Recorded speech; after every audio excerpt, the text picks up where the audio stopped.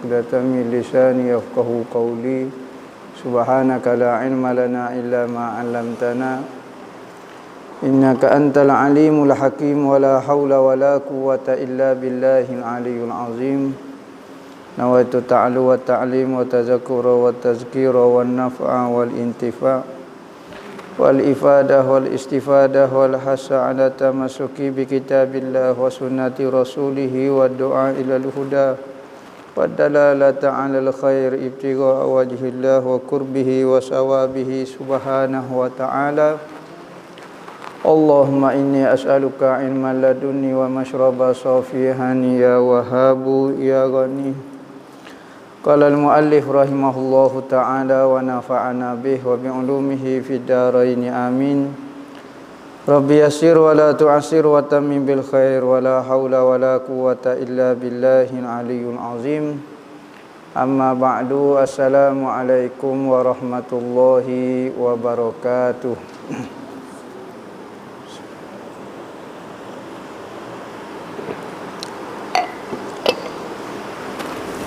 Katanya pengarang rahimahullahu ta'ala, berkata Tuwaiminal Al-Fatani di dalam kitab dia Irsyadul Ibad ila Sabilir Rasyad, sehinggalah perkataan beliau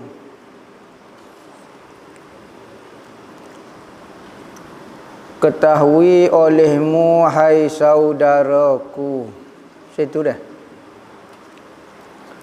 Ketahui olehmu hai saudaraku, yakni saudara sesama Islam, saudara yang ada hubungan keluarga, saudara yang ada hubungan darah dan hubungan rahim, saudara nasab.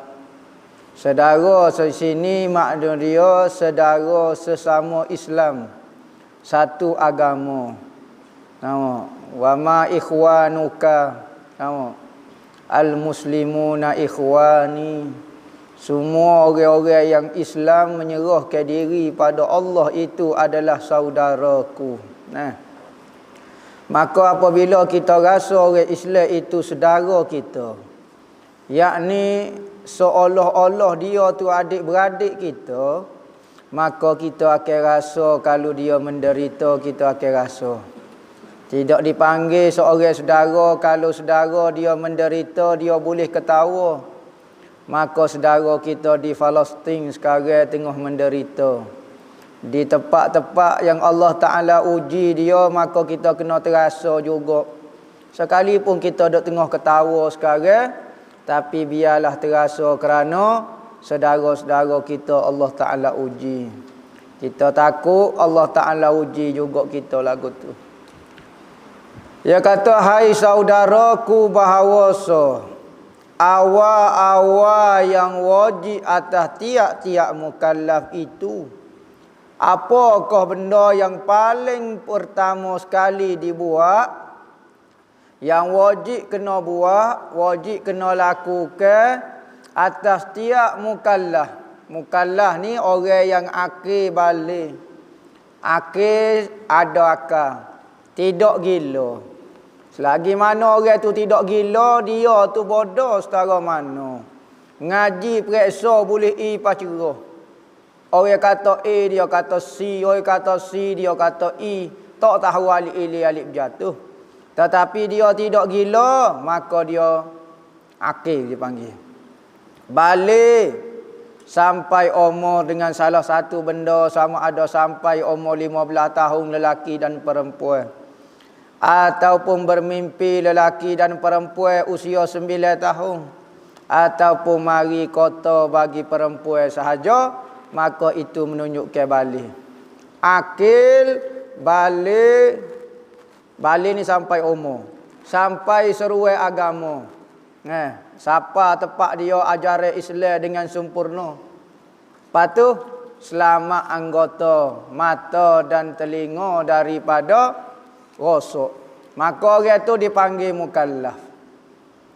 Gapo dia hak wajibnya awal-awal wajib mengenal akan Allah Taala. Apa maksud kenal Allah Taala? Yakni mengenal sifat Allah Taala. Zat Tuhan tak tahu. Laisa kamitslihi syai', zat Tuhan ini. Sifat Tuhan juga laisa kamitslihi syai'. Tetapi zat Tuhan terlalu sukar untuk difahami dan terlalu payah kerana Tuhan tidak ada kaifiat gapo dia sifat-sifat bagi jirim. Maka apabila Tuhan tidak bertokar, Tuhan tidak lembut, Tuhan tidak keras, Tuhan tidak sudah. Tuhan tidak depan, Tuhan tidak belakang, Tuhan tidak tinggi, Tuhan tidak rendah, Tuhan tidak besar, Tuhan tidak panas, Tuhan tidak sejuk. Maka lagu mana kita nak kenal zat Tuhan? Tak ada. Tak mampu kita nak mengenal zat Tuhan. Pas lagu mana Tuhan suruh kenal dia? Berarti kenal benda yang mustahil, kenal sifat-sifat dia. Ataupun ciri-ciri yang ada pada Allah yang menyebabkan kita kata dia tu Tuhan. Kenal hak tu, belajar hak tu. Kenapa kita sebut la ilaha illallah? Tiada Tuhan yang sebenar, hanya Allah Ta'ala sahaja Tuhan yang sebenar. Apakah ciri-ciri yang ada pada Allah yang menyebabkan kita kata dia Tuhan yang sebenar? Tu, kenal akan Allah, bukan kenal kunhu zat. Keadaan hakikat zat Tuhan tidak dapat dikenali. Hak tu Tuhan pun sendiri pun tak suruh kenal. Kerana Tuhan itu laisa kamitslihi syai', mukhalafatuhu ta'ala lil hawadis. Tuhan tu berlainan dengan benda baru. Kita dok fikir benda baru tu duduk depan, duduk belakang, duduk kanan, duduk kiri, duduk dalam alam, luar alam. Tak, Tuhan bukan gitu berlaku. Sudah. Kenal sifat dia saja. Ciri-ciri yang menyebabkan dia dipanggil Tuhan yang sebenar. Hak tu kenal, maksud kenal dia. Bukan kata kenal zat dia. Hak tu tak usah capuk. Dalam hadis kata tafakkaru fi khalqillah wa la tafakkaru fillah fatahlik. Berfikirlah mengenai kejadian makhluk-makhluk Allah. Jangan berfikir mengenai Allah kerana kamu akan binasa hancur pun kamu tidak akan faham mengenai Allah. Benda yang baru, yang hadis, yang baru tidak mampu mengenal yang qadim, yang lama. Kita nak kenal mu ayah kita tak kenal lah mana. Kita lahir tu mu ayah kita dah usia 50 tahun. Tua dah. Ketika dia kecil, ketika dia remaja, kita tak kenal. Hak tu beza baru 50 tahun. Maka kita tak kenal dah ayah kita ketika dia baby lagu mana. Ketika dia sekolah rendah lagu mana. Tu banyak benda kita tak kenal. Maka Tuhan yang qadim tidak dapat dipahami oleh makhluk yang hadis. Yang baru. Dan iaitu bahawa kita ketahui. Apabila tahu pakai jolos lalu, tak? Apabila kita tahu saja, kita kena buat iktikad. Dan kita iktikadkan. Dan kita percaya. Dan kita yakin. Dan kita naik saksi. Banyaknya nak kau naik saksi ni. Pertama kita kena tahu. Selepas pada tahu kita kena buat pegangan akidah simpulan. Kemudian kita percaya sungguh benda tu. Beriman sungguh. Dan kita yakin. Barulah kita naik saksi. Asyhadu an la ilaha illallah. Aku bersaksi sesungguhnya tiada Tuhan kecuali Allah. Kita bersaksi ni selepas daripada kita yakin. Selepas daripada kita tahu. Maka tahu daripada mana? Maka sunnatullah buat. Nak tahu ni mesti kena belajar. Boleh kau dok belah-belah dok makan Maggi ramen tu kabar-kabar kenal Tuhan? Boleh. Tetapi Tuhan tidak buat lagu tu. Nescaya gak orang tak pakat mari mengaji. Maka nak kenal Tuhan, kena secara saja kena mengaji. Apabila mengaji, maka kenalah Tuhan. Semata-mata kenal tu, ada orang percaya, tahu, tetapi dia tidak buat pegangan akidah. Semata-mata tahu, tak boleh lagi. Kita kena buat benda itu sebagai akidah dan pegangan. Semata-mata tahu dia akan jadi maklumat semata-mata. Lepas tu lagu mana? Maklumat dia bermain di akal. Lepas lagu mana? Nak suruh dia jadi akidah. Tekan di hati, pegang ke. Di ruh kita tu pegang kenyataan ataupun maklumat ni, maka dipanggil akidah. Nah.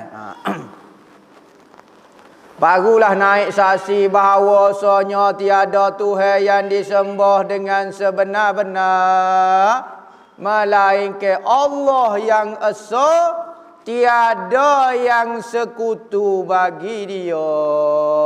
Tak ada orang boleh berkongsi di dalam pangkat ketuhanan ni melainkan Allah Ta'ala sahaja Tuhan yang disembah dengan sebenar-benar.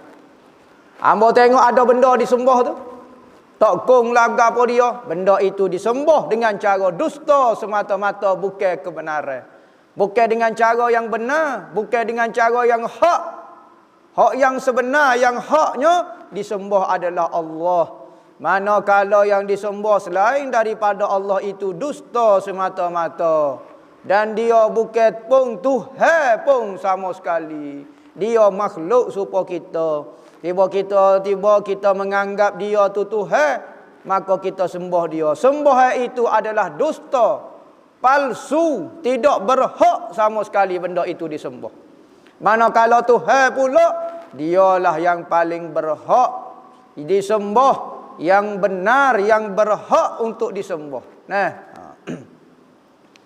Ialah Tuhan yang amat besar dengan kebesarannya. Lagi Raja yang amat kebesaran. Tiada Tuhan yang lain dan tiada yang disembah yang lain melainkan Ia. Tuhan ini amat besar pangkat Dia. Lagi Raja yang amat kebesaran, Malikul Mulk, Raja kepada segala raja. Apa maksud raja? Orang yang menguasai sesuatu itu dipanggil raja.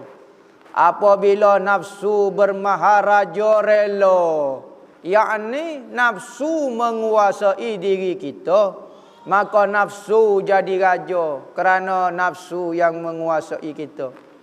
Setiap benda yang menguasai sesuatu, dialah jadi rajanya. Maka raja, pemimpin, pemerintah, dia yang menguasai sesuatu. Maka di atas daripada segala yang dapat menguasai sesuatu adalah Allah yang menguasai segala-galanya. Kita baca bira nombor 3, mengenal Allah. Qauluhu, mengenal akan Allah Ta'ala. Artinya, kerana bahawa mengenalkan dia kan Allah itu tempat hantara segala perkara yang ditututi daripada hamba. Maka tidak sah sesuatu yang wajib dan yang sunat, melainkan kemudian daripada mengenalkan dia kan Allah Subhanahu wa Ta'ala. Tidak sah benda wajib, semaya wajib, puasa wajib, sedekah wajib, haji wajib. Gapo-gapo wajib tak sah kecuali kena kenal Tuhan dulu. Benda sunat pun tak sah, semaya sunat, puasa sunat, zakat sunat, haji umrah sunat pun tidak sah kecuali selepas daripada kenal Allah, lepas daripada kenal Tuhan. Sah akidah barulah kenal. Apabila kenal, maka barulah sah. Kerana apa? Kerana kenal itu tempat hantara matlamat segala perkara. Tujuan kita hidup atas muka bumi bukan nak menggerakkan tubuh ni saja, nak akak tangan, nak rokok. Bukan tu matlamat dia sebenarnya. Patut matlamat daripada semaya ke apa? Nak berkenalan dengan Tuhan. Matlamat daripada puasa ke apa dia? Nak berkenalan dengan Tuhan. Matlamat buat haji nak ke apa dia? Nak berkenalan dengan Tuhan. Maka berkenalan dengan Tuhan itulah matlamatnya. Maka apabila orang kenal Tuhan, maka dia akan letak dahi dia di lantai. Kerana dia rasa tak ada lah tempat dia boleh minta tolong. Raja kepada segala raja yang memerintah adalah Allah. Maka minta tolong dengan Tuhan. Maka apabila dia rasa dia ada Tuhan, maka dengan mudah dia akan waktu bik pitih dia, waktu bik zakat, waktu bik haji. Apa? Kerana dia kenal Tuhan. Nah, ketahui maka diketahui daripada demikian itu, tiada harus bagi yang awal mengaji seperti martabat 7, kerana ia belum mengenal akan Allah dan bagai yang wajib atasnya Ta'ala.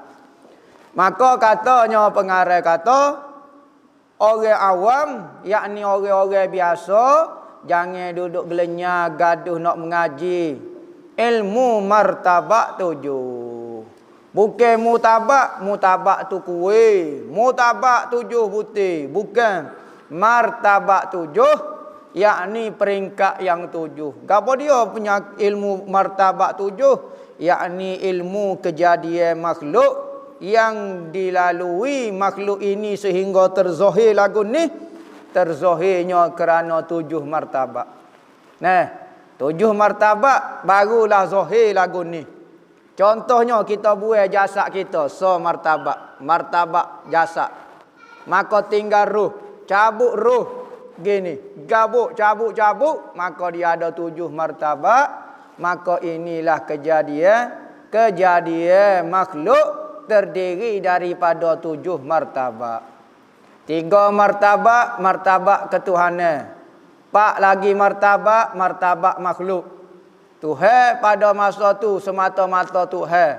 Sebelum wujud segala kejadian, segala bentuk, segala rupa, maka Tuhanlah semata-matanya. Maka berpindah-pindah, maka barulah terzahir lagu ni. Bukan kata Tuhan ni makhluk, kita makhluk. Pas lagu mana perbahasa dia ada martabat wahdah. Ya ada martabat ahdiyah, wahidiyah, wahdah. Ahadiyah, wahidiyah, wahdah. Patu martabat ruh. Martabat apa dia? Martabat ruh. Martabat tak ingat dah lagi. Martabat ruh, martabat ala ruh, ala misa, ala ajsa. Ala ruh, ala misa, ala jasa dan ala insanul kamil, yang menggabungkan 7 benda. Nah, hak tu pengajian tauhid juga. Ya, tetapi tauhid cara perbahasa ilmu tasawuf. Nah, hak ni perbahasa menurut ilmu usuluddin. Katanya pengarang ngaji hak ni dulu, hak mudah ni dulu, ngaji hak lepas ke fardu ain menurut ilmu usuluddin tu dulu. Maka nak mengaji ilmu tauhid menurut martabat 7 ini adalah pengajian dan syarah yang tinggi. Perlu kepada guru-guru yang bijak, yang pandai ataupun guru-guru yang mursyid di dalam membahaskan martabat 7 supaya pengikut-pengikut dan murid-murid dia tidak tersesat. Kalau silap sikit maka jadi sesatlah manusia. Jadi kena huraian tinggi. Ya, pengajian tauhid. Ya, betul. Ya. Ada orang tolak martabat 7 ni, dia kata Syiah lah, ajaran sesat lah. Tidak. Martabat 7 ni ajaran Ahlus Sunnah wal Jamaah juga. Cuma perbahasa dia menurut tasawuf. Jangan ni kita nak ngaji lah ni ilmu tauhid perbahasa ilmu akli mutakallimin. Lagi qadim. Tuhan itu qadim. Apa maksud qadim? Artinya yang tiada permulaan wujudnya. Tuhan itu qadim. Apabila kita kata saya beriman dengan Allah, Beriman tu maksud percaya. Awak percaya dengan Allah? Ya. Percaya ke apa dia? Saya percaya kepada Allah. Percaya ke apa dia? Percaya kepada Allah. Tak habis lagi. Ayat tu masih tergantung lagi. Percaya kepada Allah ke apa? Saya percaya Allah Ta'ala itu ada. Barulah sempurna ayat dia. Sekat tu ya? Lagi. Saya percaya Allah Ta'ala itu qadim. Apa maksud qadim? Tiada permulaan. Tiada permulaan. Di dalam Al-Quran saya belajar huwal awal, dia yang bermula pertama-tama sekali. Baru ni ajaran dalam kitab ni kata tiada permulaan. Dalam Al-Quran kata Tuhan yang awal.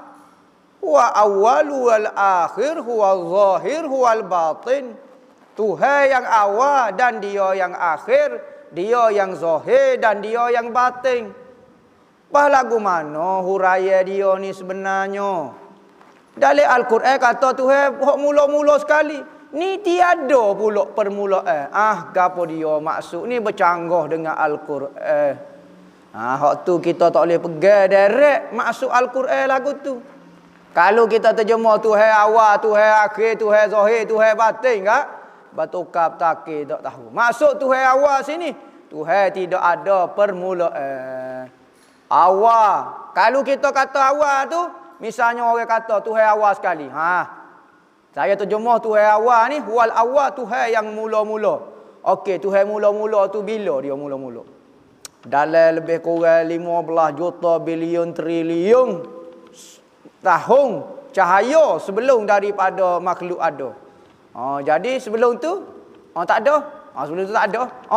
Berarti tak boleh lagu tu. Maka setiap permulaan tu mesti ada sebelum. Misalnya seminggu sebelum, 2 minggu sebelum, tak boleh lagi. Dia kata tak, 3 minggu. 3 minggu sebelum 3 minggu. Jadi permulaan itu mesti ada sebelum. Pas lagu mana? Kita awal lagi kata tidak ada permulaan. Awal atau awal dia, siapa tak bermula awal dia. Besar lagu tu. Tidak bermula ke ada dia sekarang? Ya. Bukan kata awal Tuhan tu ada permulaan, tetapi awal Tuhan awalnya sehingga tidak bermula. Allah, awalnya. Kalau saya awal sekali mari, tapi pukul 10 lah, sebelum pukul 10 tu orang lain mari dulu. Tuhan tak boleh bermula lagu tu. Maka awal kepada segala awal adalah tidak ada awal. Habis sudah. Tuhan tidak bermula. Sudah. Kalau kita kata Tuhan bermula gak sudah. Orang akan tanya bila lah berapa dia? Nak mati hujah. Tuhan itu tidak ada mula. Lagu tu. Pas saya duk baca Tuhan awal tu suai seminggu sebelum ada makhluk tu kena ada. Ambo pernah. Ada saing tu. Dia mengajar tanah Arab. Orang Arab dah tu. Dia mengajar tauhid. Dia kata apa maksud Tuhan tu awal huwal awal wal akhir. Dia kata maksud Tuhan awal. Tu orang Arab jawab. Tak kira orang Melayu lagi, orang Kelantan, orang gapo. Ni orang Arab hok faham bahasa Arab Al-Quran tu dia faham.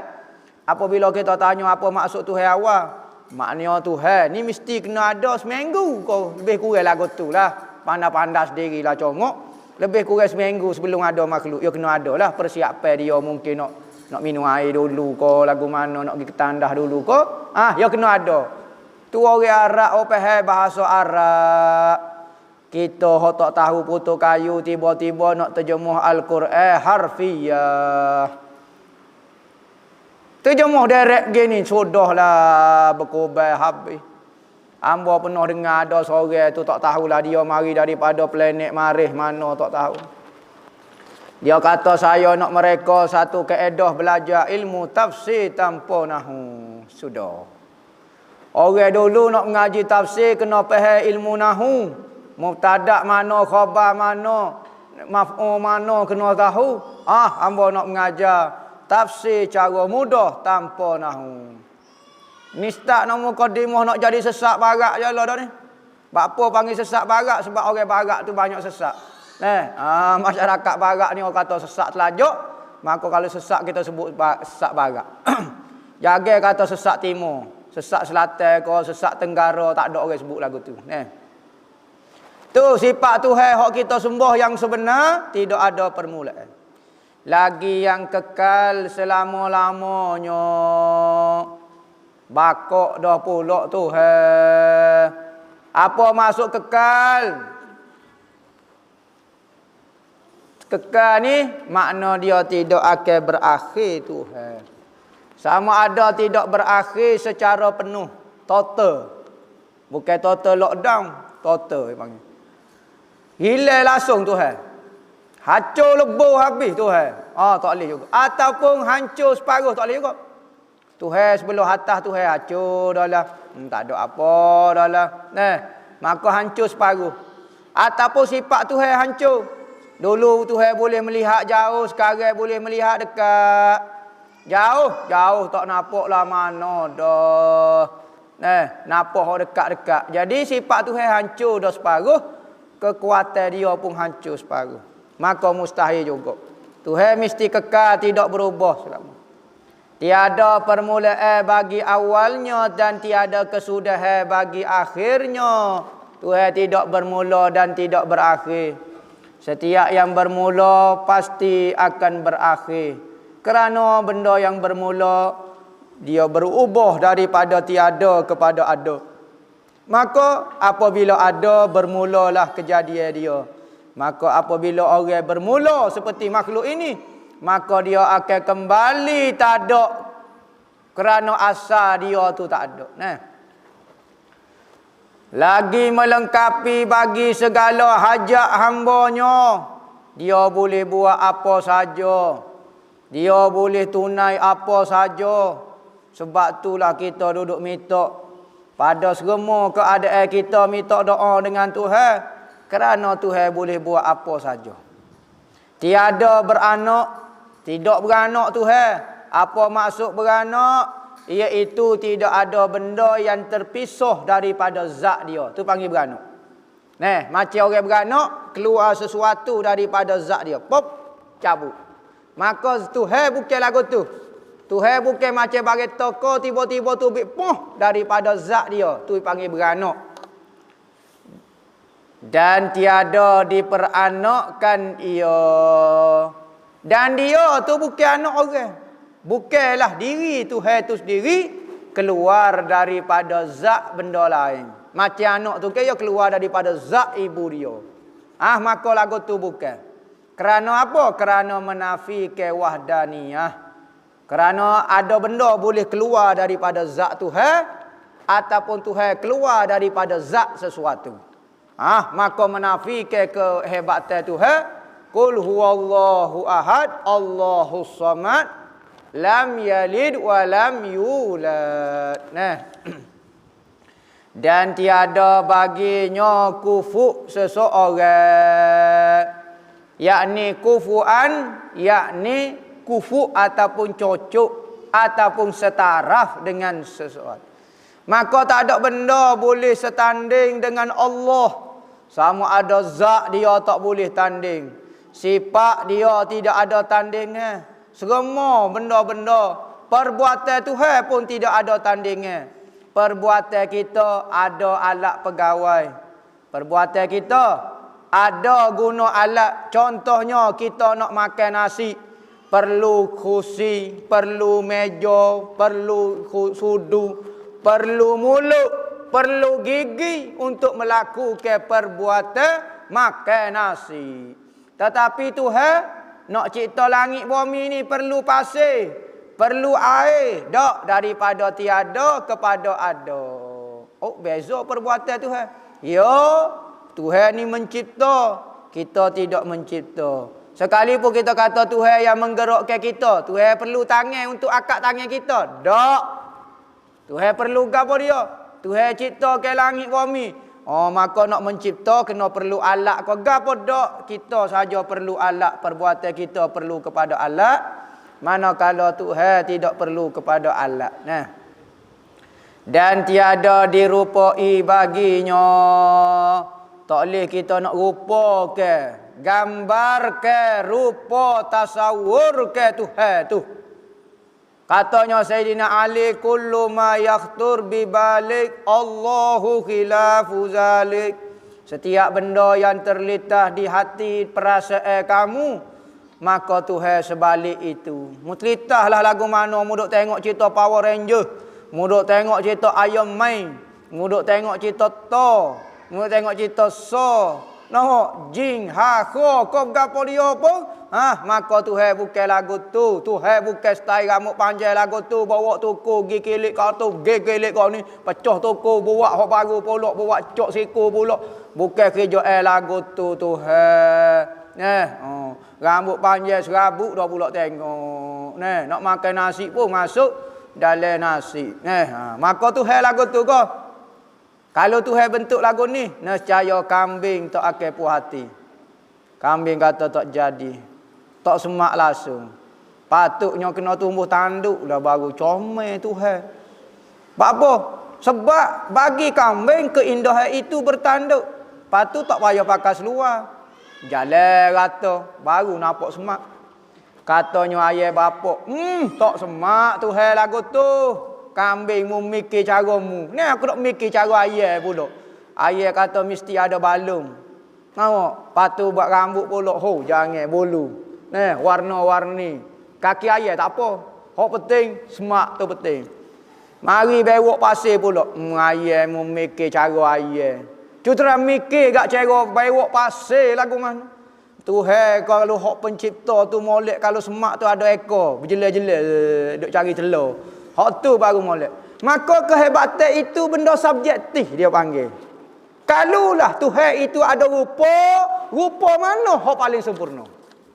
Kambing duduk kata hak ni sempurna, manusia duk kata hak ni sempurna, gajah duk kata hak ni sempurna. Rupa hak mana hak layak dan sempurna dengan ketuhanan? Maka Tuhan tidak ada rupa. Maka senyap habis makhluk besar. Hamba tak reti nak kaya. Padahal dia. Nampak? Kerana rupa itu adalah kelemahan. Dan kalau rupa ni ada orang minat, ada orang tak minat. Sebab tu apabila manusia tu sesak, antara sesaknya adalah merupakan Tuhan. Maka dia buat Tuhan warna biru, nyawak Tuhan warna putih, nyawak Tuhan perut bulat, nyawak Tuhan kepala gajah, tangan 1000. Maka ada setengah orang tak comel lah mana. Ambol tu berkata lagi. Ni Tuhan perut bulat, segotai makan nasi lagu tu. Nampak supaya jambu lagu tu. Tak comel langsung. Maka orang jadi boleh kritik rupa tu. Apa? Kerana sesaknya dia dengan merupakan bentuk Tuhan. Sedangkan kesempurnaan itu adalah tidak berupa dan tidak tergambar. Kehebatan dia. Sebab tu antara akidah kita panggil orang-orang Jawa.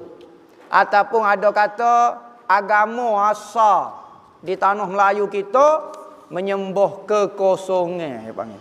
Sembah kosong. Bapa kosong. Dia kata Tuhan ni tak ada rupa, tak ada gapo, tak ada gapo. Maka sebab tu tepat dia sembah, dia buat bentuk kosong lagu tu. Buka ruang nampak bilik kosong lagu tu ya. Bilik kosong.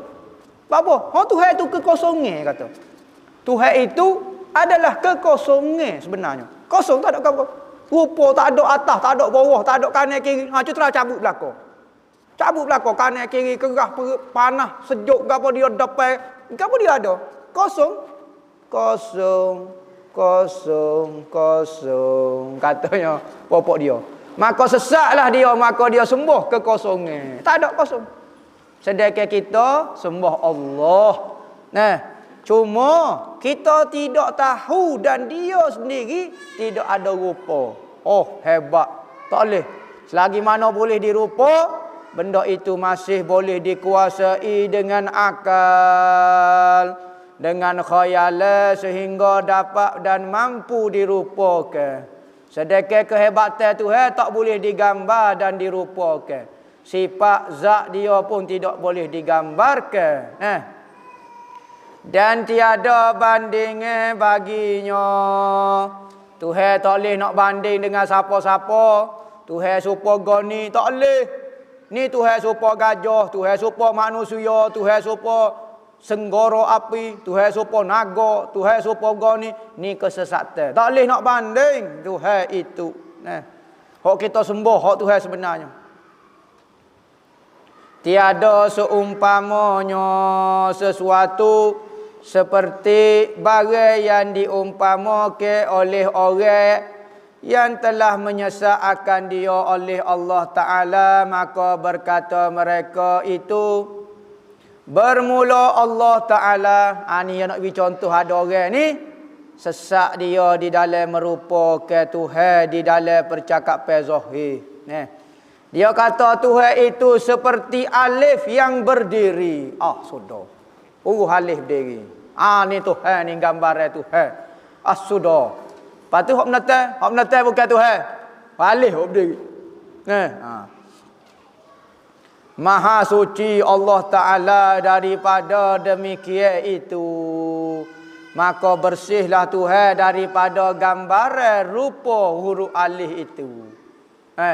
Kalau kita kata Tuhan tu cacat lagu tu macam huruf alif lagu tu, tak boleh hukum dia. Sesaklah kita kerana menggambarkan Tuhan itu seperti huruf alif. Dan bahawasanya Allah Ta'ala Maha suci daripada zaman dan makan. Wallahu a'lam.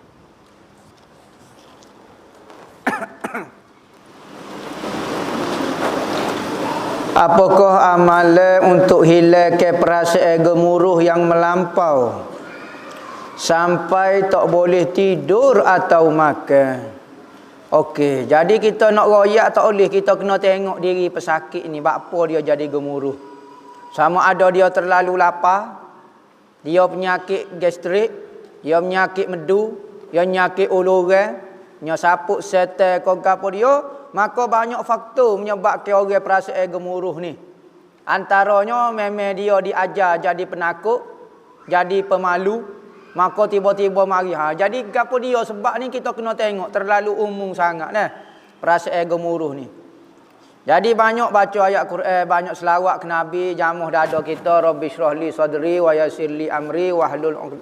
Rabbi shrah li sadri wa yassir li amri. Sekat tu. Rabbi shrah li sadri wa yassir li amri. Baca 7 kali ataupun 8 kali lepas pada semaya. Letak tangan kita hak tengah ni. Ni, tangan hak tengah ni. Jari satu ni hak tengah, jari satu pula. Ni, jari satu hak tengah. Letak di ni. Dada kita ni. Letak betul-betul sini. Baca Rabbi shrah li sadri wa yassir li amri, Rabbi shrah li sadri wa yassir li amri 8 kali. Ya Allah ya Tuhan ku hilangkan perasaan gemuruh takutku ni. Ayat gitu. Apa khasiat mandi air batu? Mandi air batu ini antara khasiat dia macam-macam lah. Antaranya berkaitan dengan jin dan gangguan. Kalau boleh molek air batu tu kita capur pula dengan wangi. Kita buat besing, tahu besing. Tak mandi tu bubuh air, jangan bubuh air panas, bubuh air biasa. Beli air batu sekilo 2 ya ke berapa ya, bubuh dalam tu, ambil minyak atar. Minyak atar ke apa dia ikutlah, minyak atar kasturi ke apa dia, cuah dalam air tu. Boleh 3 botol atau botol kecil tu, cuah. Kaca-kaca kita pun mandi buat terapi. Terapi hilangkan benda-benda negatif daripada tubuh kita.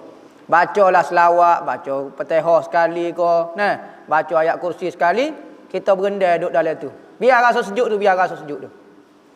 Ataupun kita bubuh garam ke apa dia ke, ni terapi mandi air sejuk. Molek untuk kulit, sama ada zahir ataupun benda-benda negatif secara spiritual lagu ni. Benda apa dah? Benda hatu-hatu tu ni.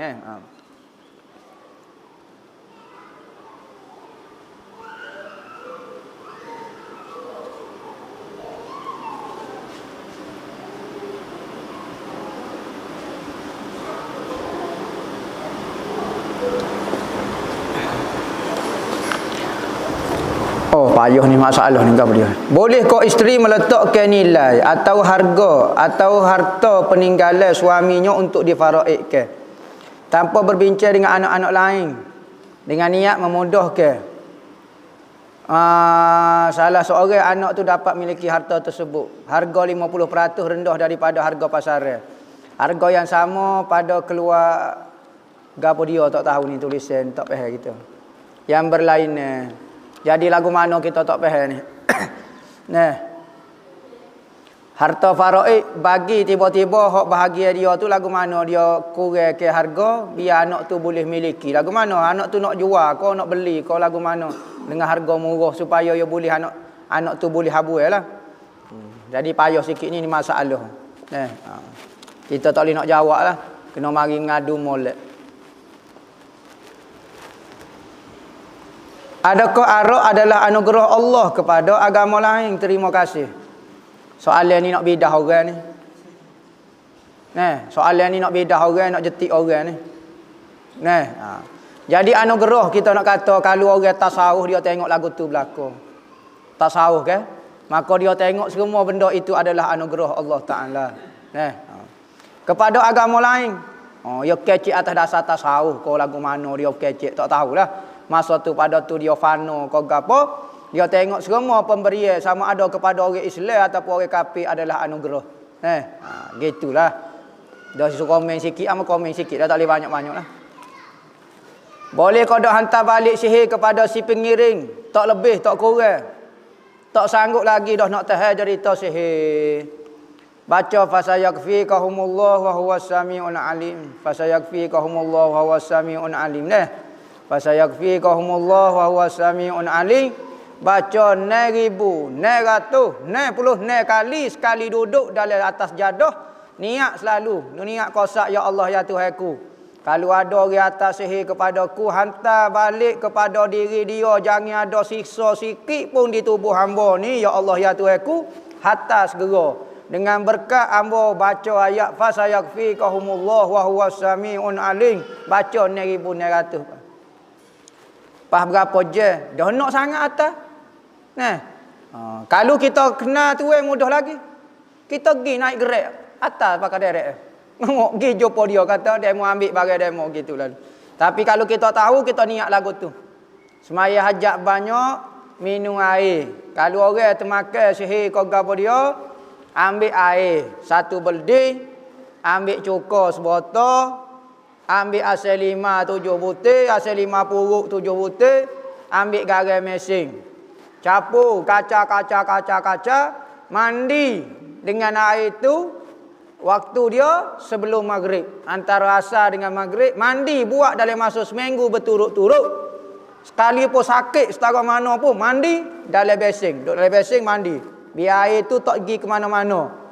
Maka dia akan turun. Tubik habis semua benda dalam tubuh kita. Maka tubik daripada liar romo dia akan tubik minyak mati bunuh kau minyak mati hidup kau mati gapo dia ni. Semua tu tubik belaka insya-Allah. Buat lagu tu. Kalau nak atas mula baca lagu tu, kalau nak sembuh buat lagu tu ni. Surah apa patut dibaca dalam rakaat pertama, dalam kedua surah sunat taubat. Baca kuliah, baca kul huwallah. Tu saja ni.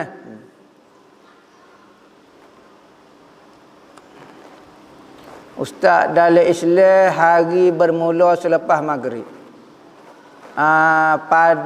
Tapi dalam bulan Ramadan kenapa nafas niat kita berbunyi sahaja aku berpuasa esok hari? Adakah itu berbeza bahasa saja? Cakap kita kata saya sahaja aku puasa hari ini. Ni hari ke tak? Ni tidak hari lagi. Esok lah maknanya tengah hari esok. Esok tu tengah hari esok. Dia panggil bukan malam ni. Maka niat ni tak boleh cakap kita kata saya puasa malam ni lagi. Tak boleh lah. Maknanya esok. Kita nak kata hari tak boleh sebab dia malam. Lainlah kalau apabila dia masuk hari. Apabila kita masuk hari, masuk tengah hari, saja aku puasa hari ini. Jadi masuk bukan kata masuk esok hari itu maknanya hari bermula pada tengah hari. Hari dalam Islam bermula pada waktu malam. Tetapi hari itu ya singgah kita tak boleh nak royak lah tengah malam tu hari. Maka kita kata esok hari. Lagu tu. Apakah hukum buka apa tu? Shelter, tempat perlindungan haiwan anjing. Buka tak ada masalah apa, benda tu kebajikan.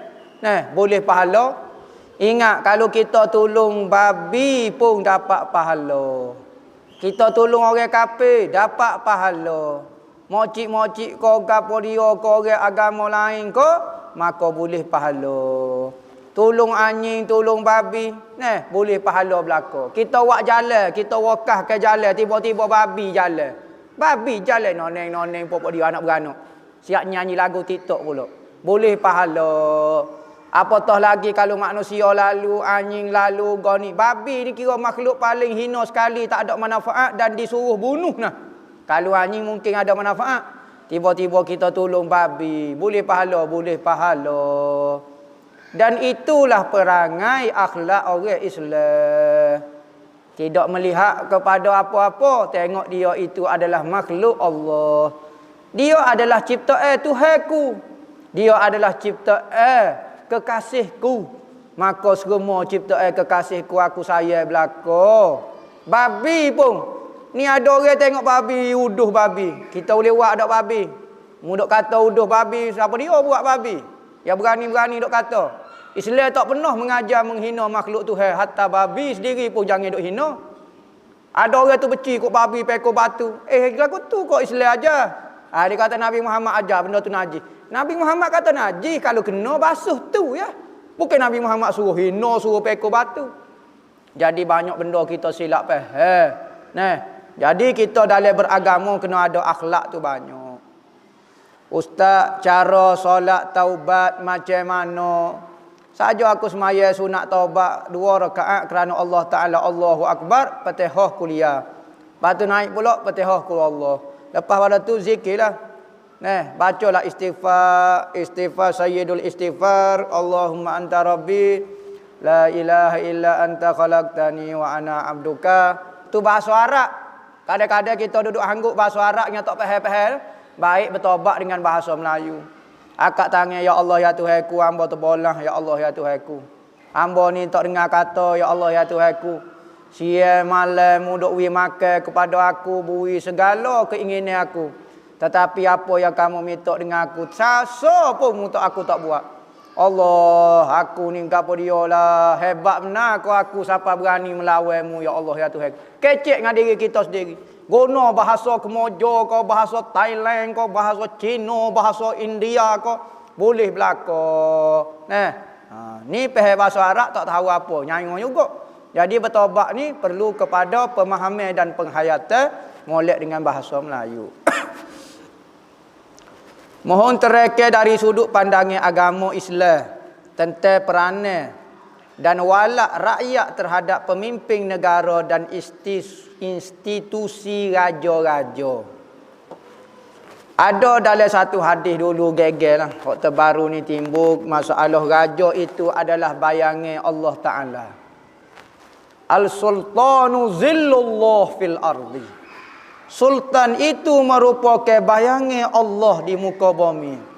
Sebab itulah kita tengok sultan-sultan secara khususnya di tanah Nusantara kita banyak menyebut gelar-gelar sultan dia nisbah kepada zillullah. Bayangan Tuhan.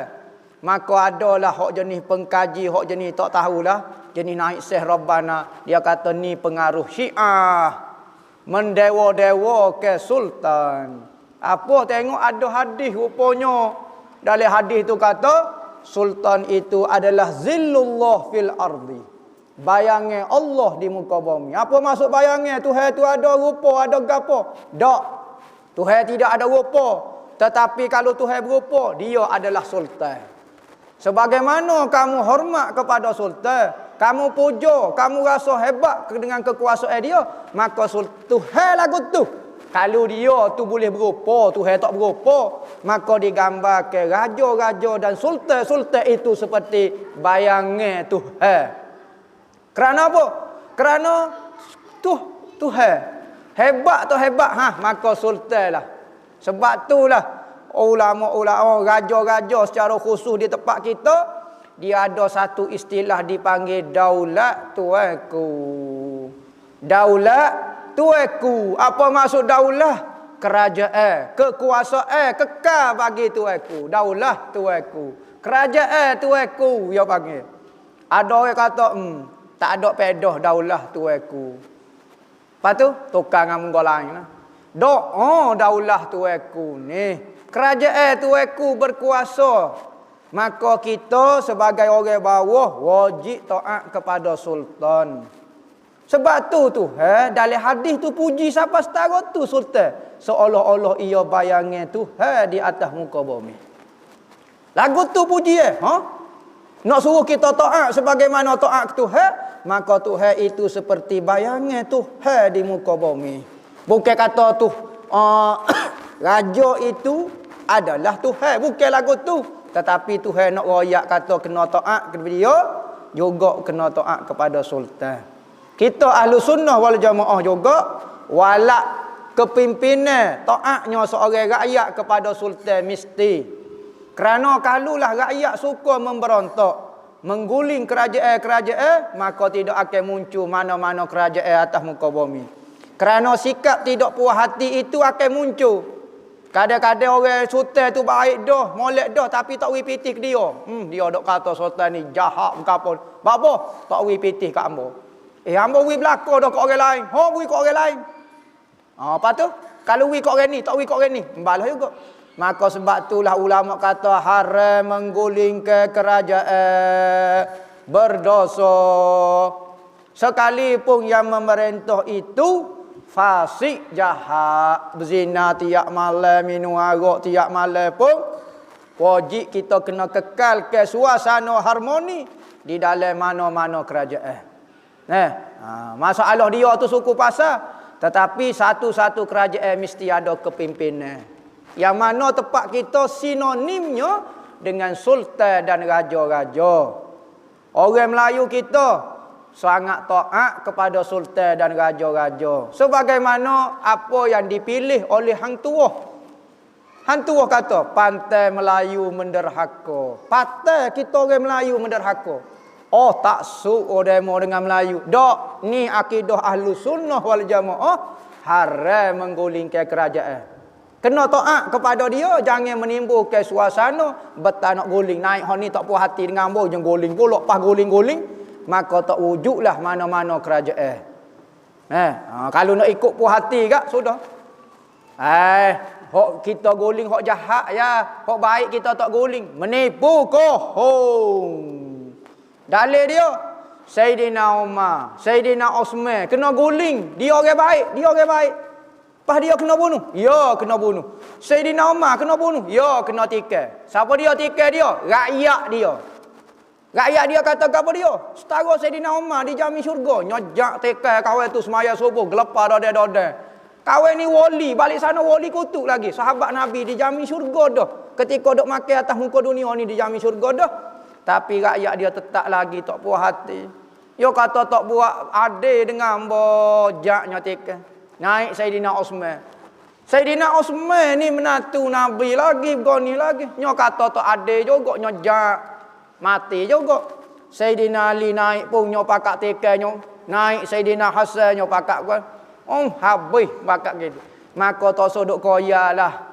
Kata timbul kalau kita hukum ke boleh guling kerajaan atas dasar sebab, sudah. Manusia akan mereka ke sebab. Ya ke reka sebab. Sebaik-baik manusia pun orang guling lagi kerajaan dia. Nak jatuh lagi Sayyidina Osman. Bunuh. Bukan kata demo turun cara baik. Dok, gerai tak gerainya terjung daripada bumbung. Jak kawan tu tengah duk baca Quran, bukan tu tengah duk disko. Pasal apa dia kata hamba nak guling hok jahat ya, hok baik tak guling. Ya, sebab tu ulama ahli sunnah wal jamaah buat satu akidah. Tak boleh guling kerajaan. Kecuali lah kafir jelah memang dia ajak kepada kekufuran, tu bab lain. Tetapi kalau bo pasik tak boleh nak guling. Lah ni orang buat alasan macam-macam. Tidak menegakkan hukum Tuhan, perak guling.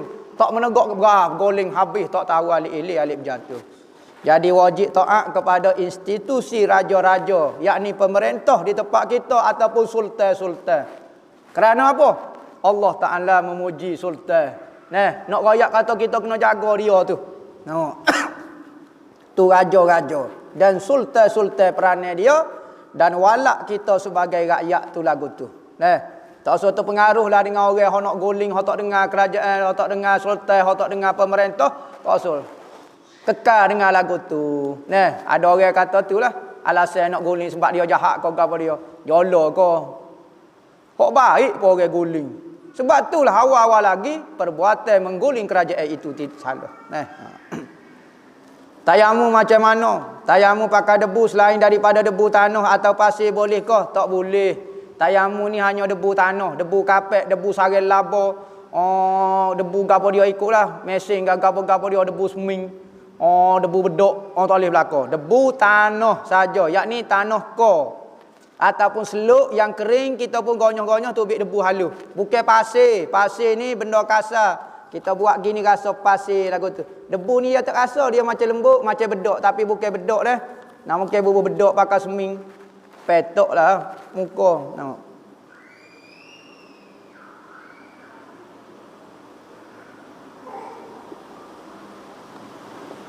Boleh kodok ambok AJK buat semaya Jumaat bergilir-gilir.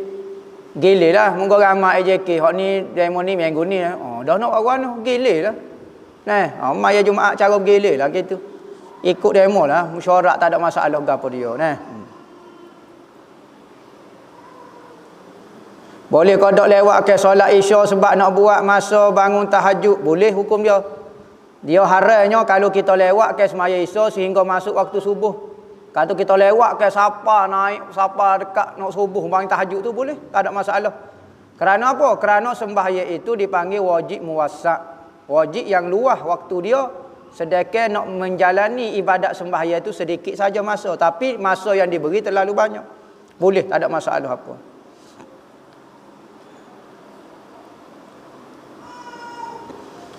Ketika sembahyang Jumaat tiba-tiba hati tersebut mufarakah. Hati tersebut, adakah solat jemaah tu batal? Tidak.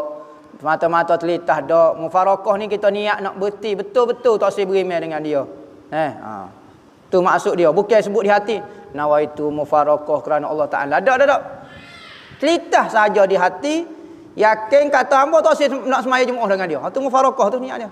Bukan kata usolli mufarakah dua rakaat ini pula mengarut belaka.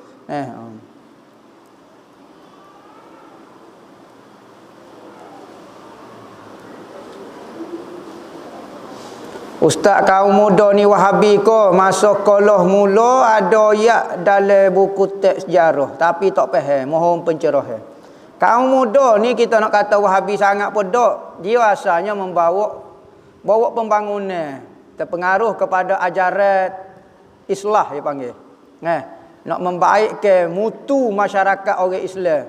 Dulu masyarakat mundur kau apa dia, maka timbul kaum muda. Biasa kaum muda ni dibawa oleh Muhammad Abduh di Mesir, orang ngaji Mesir. Ataupun Jamaluddin Al-Afghani, guru dia Jamaluddin Al-Afghani, orang Afghanistan. Anak murid dia Syekhul Azhar Muhammad Abduh dulu.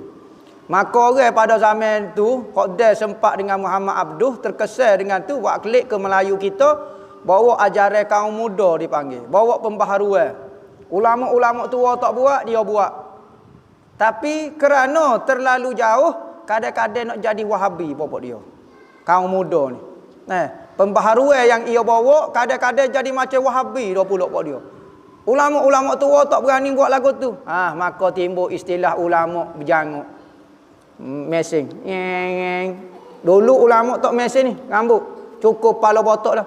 Ni ulama menyemak. Serau. Pakai bojeng lagu ni. Pakai necktie, pakai baju kuk. Nampak moden lah. Maka ulama-ulama tua jadi nampak pelik. Kaum muda ni orang-orang muda saja ni.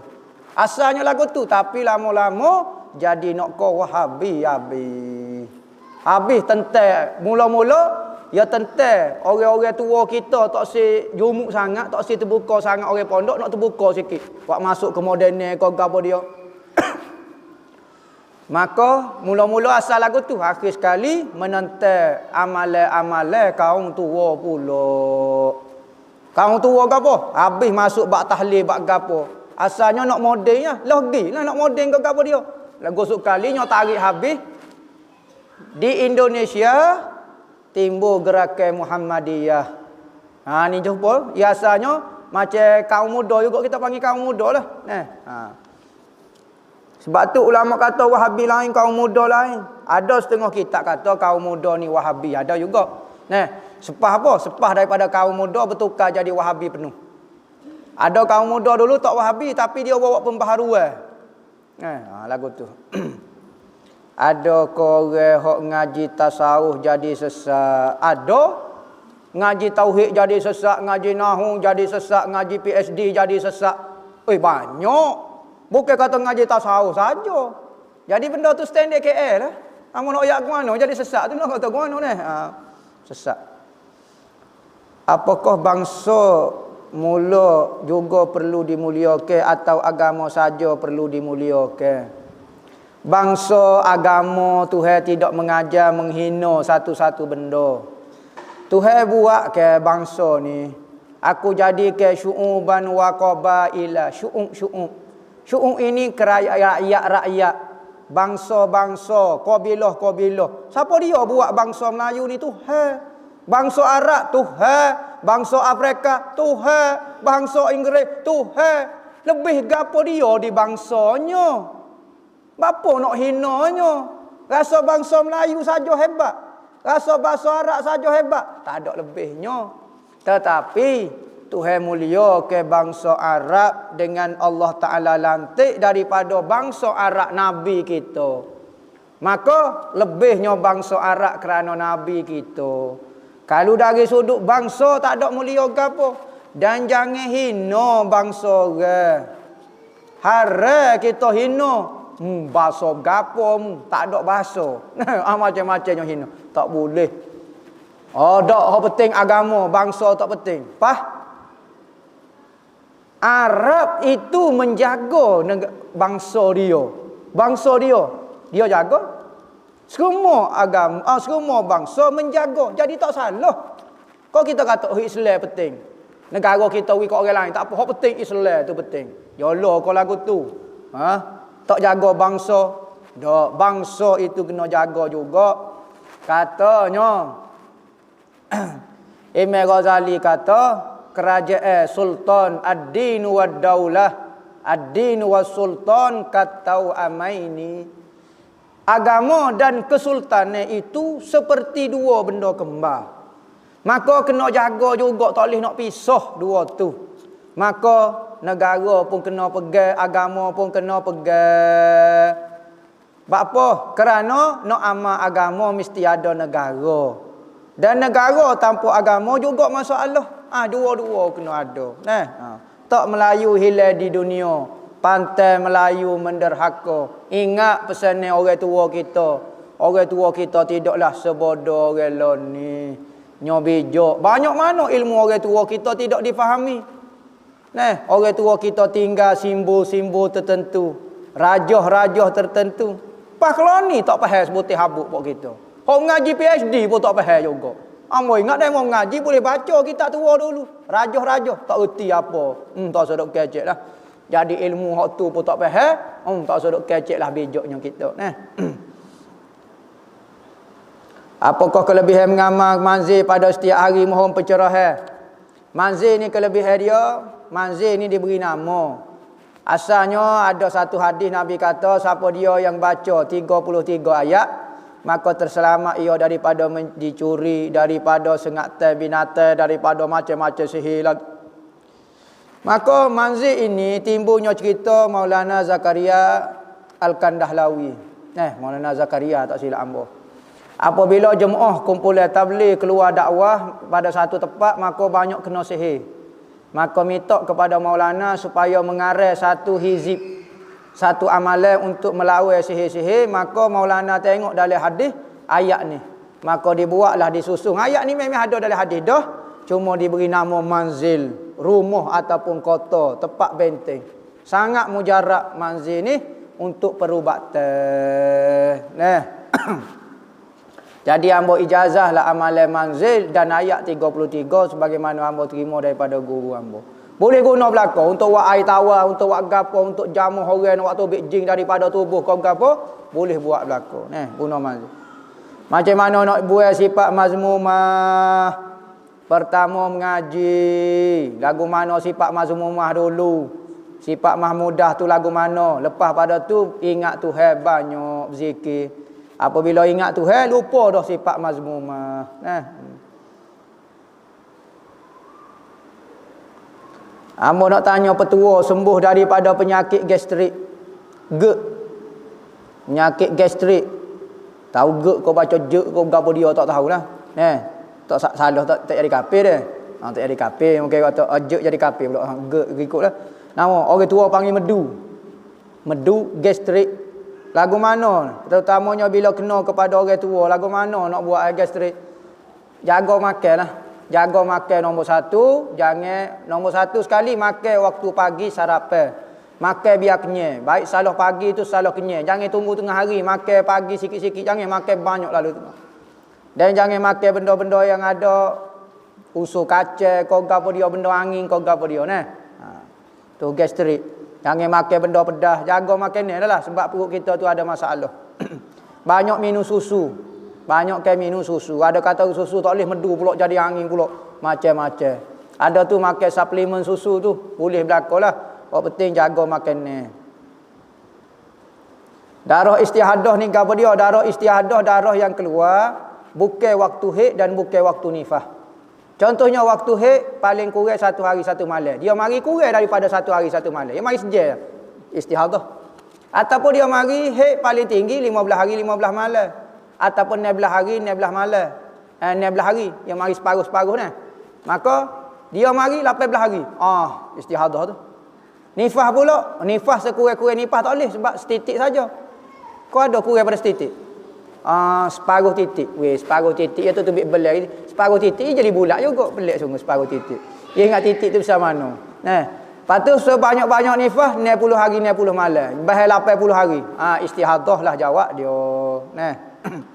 Istihadah ni apa hukum dia? Dia hanya batal semaya saja. Dia bersih boleh naik atas masjid. Istihadah ni hukum dia bersih tak sama dengan orang haid. Ustaz, apa hukum percaya kepada peramal?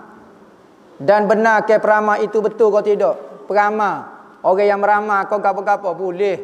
Kerana Nabi sebut ittaqu firasatal mu'mini fa innahu yanzuru binurillah. Takutlah kamu, berhati-hatilah kamu dengan firasat orang mukmin. Apa maksud firasat? Teka pandangan tilik ke orang mukmin. Bukan orang jahat, bukan orang fasik, bukan tok bomo sial, bukan apa. Orang mukmin, orang hok molek hati bersih, orang yang dipandu hati dia. Kerana apa? Fa innahu yanzuru binurillah. Kerana dia melihat dengan panduan nur Allah Subhanahu wa taala, menyebabkan apa yang ia kata tu benar. Maka kita pergi jumpa dengan alim ulama, dengan wali-wali, dia kata tak molek buat lagu ni. Molek hari lain lah. Maka dia melihat bukan dengan nafsu. Setiap benda yang dipimpin melihat dengan pandangan Allah pasti tepat. Saya tak percaya, ikut demo. Tak jadi kau kafir gapo tapi rugi gitu lah. Supaya hamba tak percaya ke demo. Percaya kat hamba. Hamba ke itu ngaji pandai. Hamba tak percaya ke demo, tak wajib pun. Pas lagu tu kau gitu. Orang tak percaya dia serati. Dia tak percaya kau orang, tak apa. Ni kata mabuk. Ustaz nak minta amalan murah rezeki. Banyak ke bersedekah pada zaman sekarang. Orang tengah susah, kita pergi tolong dia. Kita tengok pocik duduk jual kuih. Kita beli semua kuih dia, kata pocik gelik rehatlah, ambil petih ni. Berapa semua kuih? 50 riyal. Tak apa kita beri 100, pocik kelik tidur rehat, beli makan ni. Dia pun angkat tangan, ya Allah ya Tuhanku, bagusnya budak ni, bahagia ke dia. Doa mustajab. Ambil doa-doa orang susah sekarang dengan cara kita tolong pokok dia. Tak boleh tolong banyak, tolong sikit. Tak boleh tolong sikit, tolong banyak. Ustaz, boleh saya bertanya? Sekat tu ya salah. Sudah. Tanya gapo dia tak tahu. Adakah sah solat jika sekiranya ketika sujud rokok bahagian kola baju kita terbuka sedikit dekat tekuk di tepi sekiranya baju berbutai, tapi secara zon saja sebab kita tak nampak pun bila tengok, cuma bila raba di bahagian tersebut kita dapat rasa ada ruang sedikit, adakah dikira terbuka aurat? Masalah butai di baju ni, buka aurat ke tak? Tengok kalau terbukalah. Kalau tak terbuka, kalau sengkok kena nampak macam terbuka.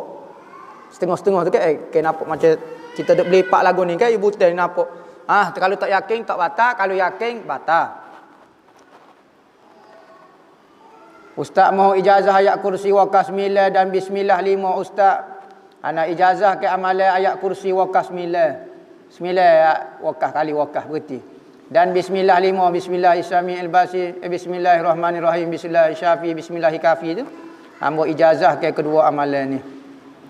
Apa hamba banyak ijazah amalan? Kerana amalan sekarang orang malah beramal. Kita kena ingat nak lawan Dajjal ni bukan dengan ilmu semata-mata. Nak lawan Wahabi, nak lawan Syiah, nak lawan gapo ni, nak lawan musuh sama ada setan jin nak mengganggu akidah kita, kena ada amalan. Budaya ke amalan beramal ayat kursi, beramal bismillah. Hak ni nak berlawan dengan Dajjal, nak berlawan dengan setan, lo ni sihir semakin kuat. Jangan sengkau apabila semakin moden seseorang tu orang tak cara buat sihir. Jadi budaya ke hak ni beramal. Barulah Wahabi tu ketar sikit. Wahabi pula kan. Barulah setan Dajjal tu ketar sikit. Macam mana hukum beli emas secara online, bukan tepuh beli terus. Tapi terus beli. Beli terus. Online lagu mana beli terus? Ya beli terus ni beli direct gini, beli kita depan mata ni ambil emas. Kalau online ni memang ya kena itu deh. Online kok internet lah. Tak boleh takut bertempuh pula. Tak boleh tak sah. Kalau jual beli lagu tu. Kalau jual beli direct hukumnya sah. Apa beza Wahabi dengan Syiah? Kedua-duanya bukan ahlu sunnah wal jamaah. Terkeluar daripada ahlu sunnah wal jamaah. Kalau demo saya Wahabi, demo saya Syiah, gilah terjun bersama mereka. Keluar daripada kapal ahlu sunnah wal jamaah. Betul kau salah, serah kepada Tuhan. Ahlu sunnah wal jamaah sudah dijamin oleh Nabi benda itu benar. La tajtami'u ummati ala dhalalah. Umatku tidak akan berkumpul secara beramai-ramai. Bukan kata umat, ulama lagi-lagi lah tak berkumpul beramai-ramai. Atas kesesatan. Maka kita tengok daripada awal kejadian. Zaman Nabi sampai zaman sekarang yang menguasai agama Islam adalah firqah ahlu sunnah wal jamaah. Akidah Asy'ariyah Maturidi. Imam 4 mazhab. Dan tasawuf Junaid Baghdadi lagu tu ya. Hak lain mendakwa semata-mata. Saya ahli sunnah wal jamaah. Asy'ariyah bukan ahli sunnah wal jamaah. Tipu kau. Jadi bukan semata-mata mendakwa tapi fakta. Bukan auta. Puasa ganti bila tapi berbuka di siang hari apa hukumnya? Puasa ganti hukum dia wajib. Maka apabila kita puasa, dah start puasa, maka haram kita batal dah puasa. Sebelum kita puasa, kita nak puasa hari ke apa dia, terpulang kepada kita. Tetapi apabila start, maka haram batal sebab benda tu ibadat wajib.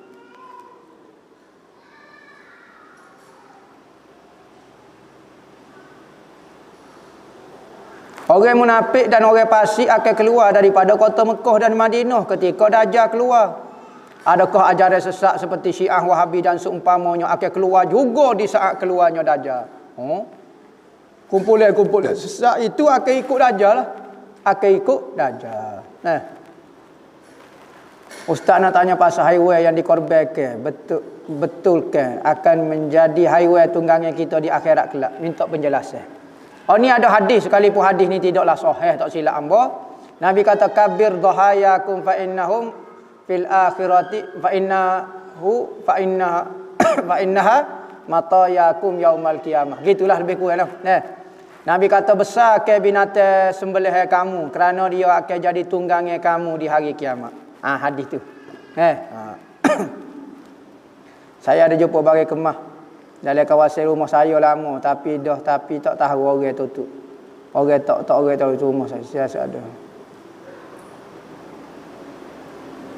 Saya jumpa bagi kemah rumah saya. Saya ni jenis nguruk. Tiba-tiba ada bagi kemah rumah saya. Tak tahu siapa dia. Tak tekak tanya, tak tahu siapa dia.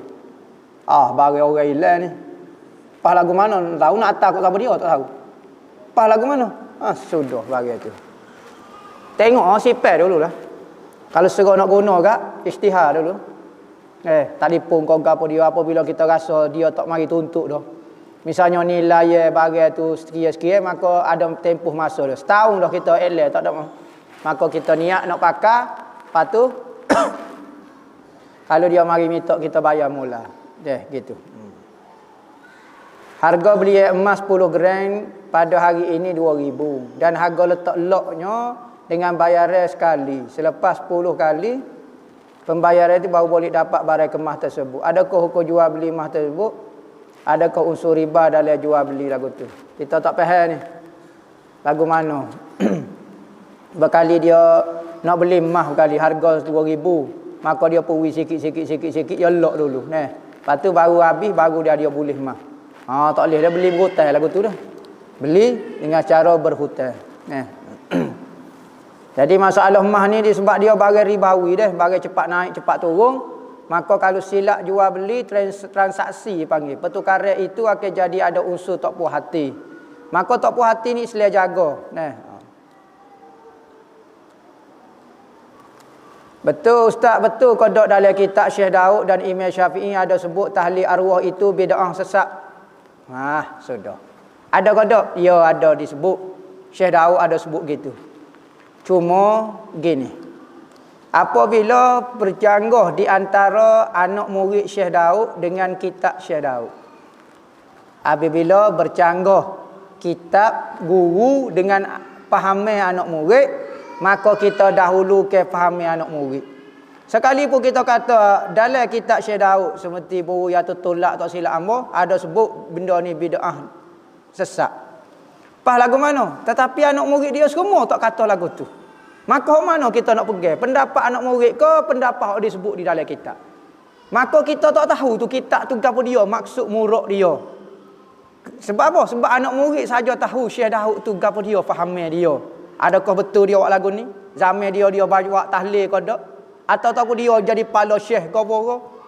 Jadi dalam kitab dia ada sebut lagu tu, ada sebut. Sebagaimana ulama berhujah Ibnu Hajar. Ibnu Hajar dia berfatwa, apabila kita lepas pada semaya sunat kita paling ke kanan. Sekalipun di hujrah Nabi. Hujrah Nabi apa maksud hujrah? Bilik Nabi. Tempat makam Nabi apabila kita lepas semaya di raudhah tu, kalau kita paling kanan berarti membelakang punggung ke Nabi. Nabi duduk alik tu. Nabi duduk alik sebelah kiri. Kalau kita paling kat ni belakang punggung. Fatwa Ibnu Hajar lagu tu dalam kitab dia. Tetapi apabila orang tengok, ni penting tu. Anak murid tu hok tengok tu, dia tengok Ibnu Hajar apabila semaya di raudhah, dia tak paling pun. Bahkan dia paling muka saja, tubuh dia tak berpaling. Maka anak murid dia tanya, kata Syekh, tidak entah fatwa dalam kitab entah kata berpaling sebelah kanan. Ya, saya yang fatwa. Pendapat gitu? Ya, betul. Kenapa Syekh tak buat? Dia kata fatwa lain, amalan lain.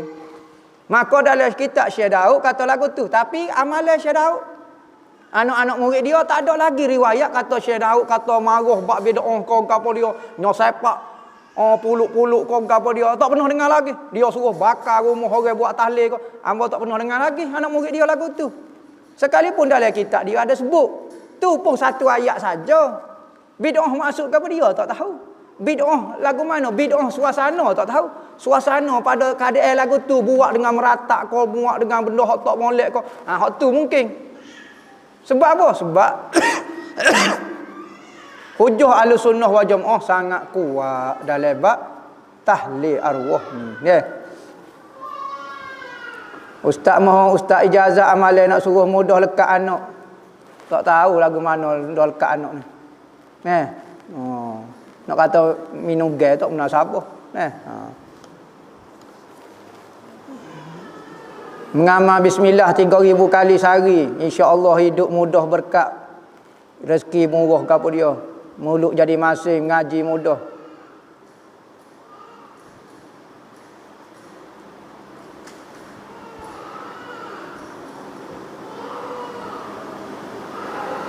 Apa hukum kita pijak barang? Kita nak packing barang kau gapo dia nak suruh kemas. Boleh kau tak kita pijak gapo dia apa semua. Takut rosak kau barang tu. Jangan pijak sampai rosaklah kalau kita nak kemas ke dia terpaksa jerit kau gapo dia tu nak kata kau mana.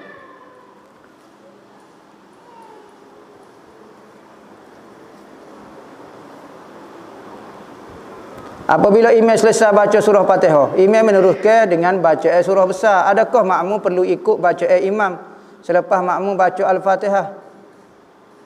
Tak faham. Tak jelas tu. Maknanya Tok Imam tu baca Fatihah. Jangan baca Fatihah lagi. Lepas pada Tok Imam baca Fatihah, baru baca Fatihah. Macam Tok Imam baca surah tu jangan ikut dia lah, baca surah kita baca Fatihah. Ada kodok doa suruh memudahkan jodoh. Pertama nak suruh lekat jodoh ni nyemak kat sikit. Jangan buat tasawuf lah. Nak mandi, podok, baju, bau, supo kambing. Tak semak langsung, nyemak kat sikit. Sebab perempuan suka tengok orang semak. Orang jatuh suka orang tengok oitina comel. Lagu tu. Maka nak suruh lekat jodoh tu nyemak kat sikit. Bawangi kat sikit. Tiba-tiba kita tasawuf. Pakai baju bitik sawo. Tanya, nak cari jodoh. Cari ya ustaz kalau boleh. Oitina syria pun tak apa. Allahumma salli ala. Kita syria 2 ria. Syria setengah kita. Gamuk kata, tidak kau buat zalim kat orang Tino tu. Orang Tino tu tak ikat mutah. Tak ikat agak terima nikah tu kat mutah dia. Tak ada beranak. Beranak dah tak ada apa dia. Mutah pacirah. Apa tak tahan tengok kita. Kita suka tengok pemandangan yang indah. Maka kita kena indah ke tubuh kita. So dulu nak tarik orang ni. Lepas tu muka tu jangan masa senyum macam. Baru orang nampak manis. Pergi beli nasi pun. Kena menapa kat orang. Kena SOP 1,500 pun. Senyum. Tidak kau jadi lekat. Ni masa pacirah jadi payah nak lekat dengan orang. Di samping doa-doa. Usaha-usaha zahir pun kena ada juga. Orang kata kalau nak cari orang Tino. Cari tengok adik dia dulu. Adik jatuh dia. Kalau nampak comel-comel. Boleh tu. Kakak dia boleh kira. Tapi kalau adik dia nampak supaya mak cik jual goreng pisang tu. Kakak dia tak tahu. Pok gali kubur gali. Jadi kena munasabah. Tu teori dia tu lah. Maka minta doa dengan Tuhan. Ya Allah ya Tuhanku. Pertemukan hamba dengan jodoh hamba. Gitu. Apa hukum perempuan bujang travel sendiri. Atau dengan kawan perempuan bujang sebelum berkahwin. Tak apalah kalau ada mahram saja. Perempuan lain pun tak apa, yang amanah lah. Jangan perempuan fasik, perempuan yang amanah. Maka boleh musafir, tidak ada masalah apa. Wallahu a'lam. Al-Fatihah.